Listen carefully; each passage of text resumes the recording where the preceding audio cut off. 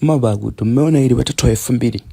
Sisi zamani ili jiko ndo lilikuwa kama jiko la gesi. Saizi mabagu tu unakuwa na jiko la mkaa na unakuwa nalo ili ndo linakuwa jiko la gesi. Unapikia vile vitu soft ukaangia mayai kidogo, visamaki, nyama imeiva huko unapashia hapa kawali kwa mbali, ila anakanyeka na hivyo kwenye mkaa. Kwa hiyo ukiwa na jiko hili zamani kama hili ndo unakuwa na jiko la gesi, yani unaliheshimu kama venye unaliheshimu jiko la gesi saizi. Mabagu tu miaka ya 90, 80 kurudi nyuma huko mabagu tu. Wakishua walivyoona hivyo walijua ni bomu. Ili ni jiko. Zamani tulikuwa tunaviimba nalo vibaya mno. Hilo ni jiko la mafuta ya taa mabagu tu. Na unapasha vitu hapo kwa heshima.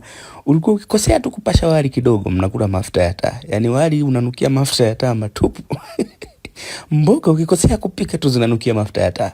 Kwa hiyo ulikuwa unapasha kwa heshima, unasafisha, unaweka utambi vizuri, unapasha zako msosi, unakula ka ugali safi. Yani ilikuwa ukitumia ovyo ovyo akikukuta mama unaliwasha ovyo ovyo umeisha. Maana mafuta ya taa ilikuwa ni bei. Kwa ukitumia ovyo tu umeisha mabagu itu.